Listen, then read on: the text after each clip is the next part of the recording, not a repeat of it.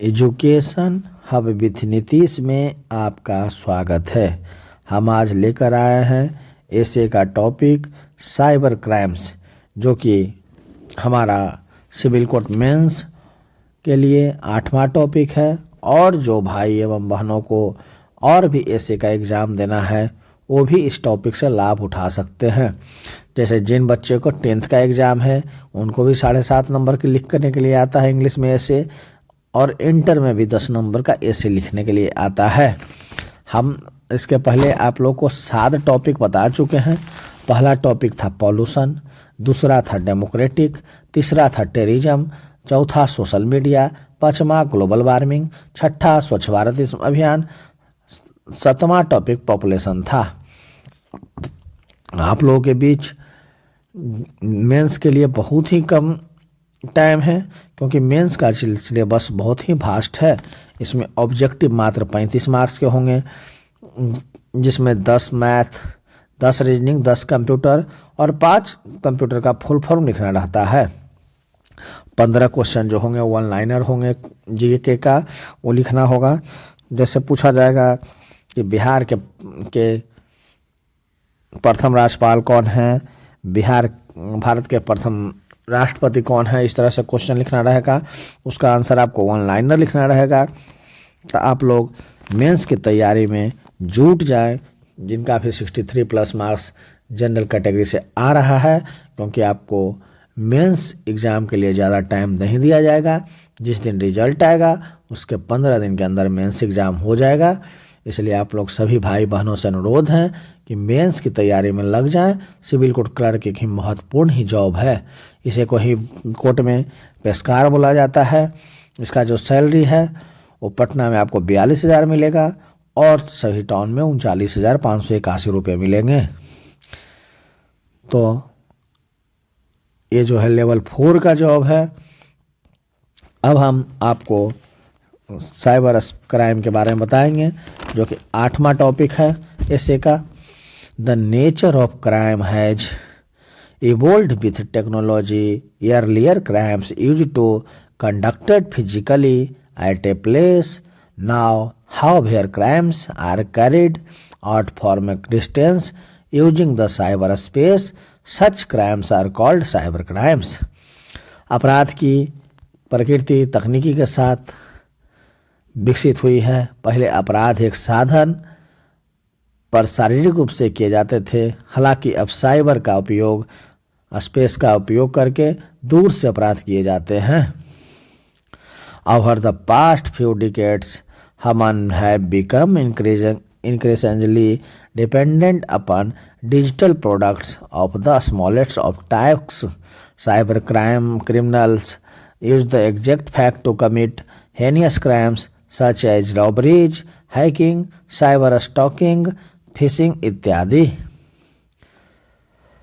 ऐसे अपराधों को हालांकि अब साइबर स्पेस का उपयोग करके दूर से अपराध किए जाते हैं। ऐसे अपराधों को साइबर अपराध कहा जाता है। पिछले कुछ दशकों में मनुष्य छोटे छोटे कार्यों के लिए डिजिटल उत्पादों पर तेजी से निर्भर हो गए हैं। साइबर अपराधी डकैती, हैकिंग, साइबर स्टॉकिंग, फिशिंग आदि जैसे जघन्य अपराधों करने के लिए सटीक तथ्य का उपयोग करते हैं। The most common type of cybercrime is hacking, in which a person or a group of persons break into a system used by government or private individual to do activities that they are not authorized to do.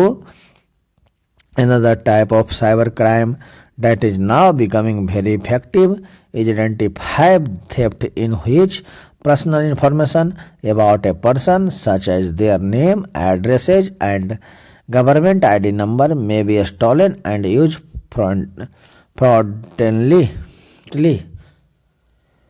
Cyber अपराध का सबसे आम प्रकार hacking है, जिसमें कोई व्यक्ति या व्यक्तियों का समूह सरकार या निजी व्यक्तियों द्वारा उपयोग की जाने वाली प्रणाली में सेंध लगाता है और ऐसे गतिविधियों का करता है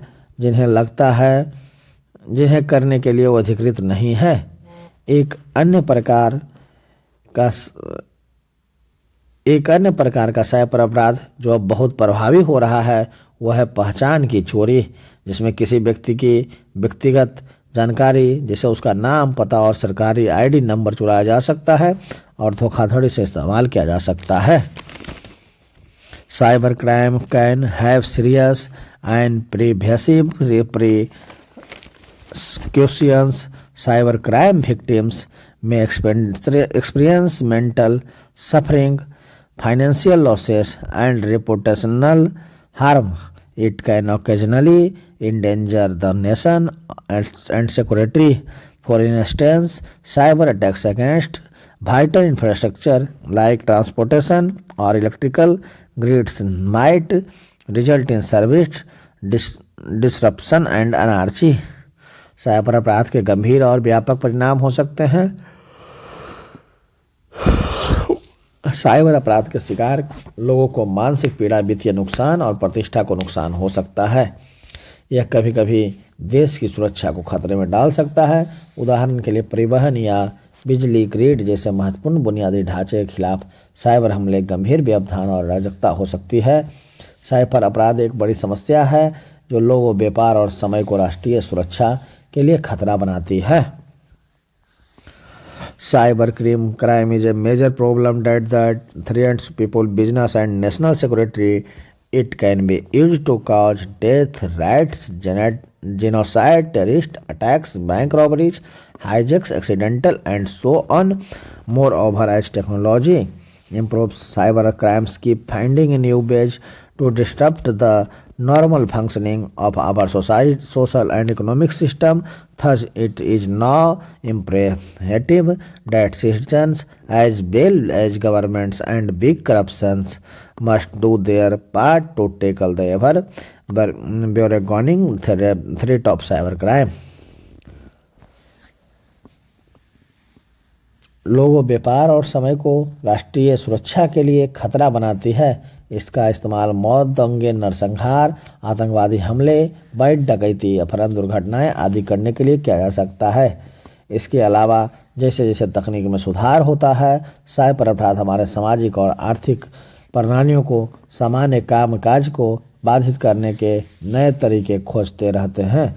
इसलिए अब यह जरूरी है कि नागरिकों के साथ साथ सरकारें और बड़ी कंपनियां भी साइबर अपराध के लगातार बढ़ते खतरे से निपटने के लिए अपनी भूमिका निभाए। धन्यवाद। अब हम आप लोग के बीच लेकर आएंगे इसका वर्ड मीनिंग।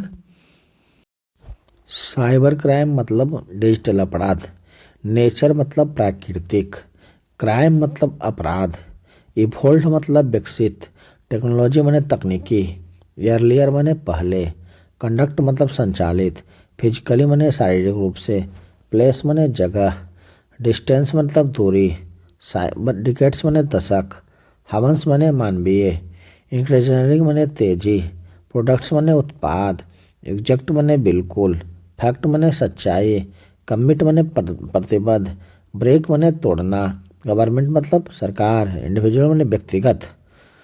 हम आज आप लोगों को साइबर क्राइम का 8वां टॉपिक ख़त्म कर दिए। अब हम लेकर आएंगे कल 9वां टॉपिक ऐसे का।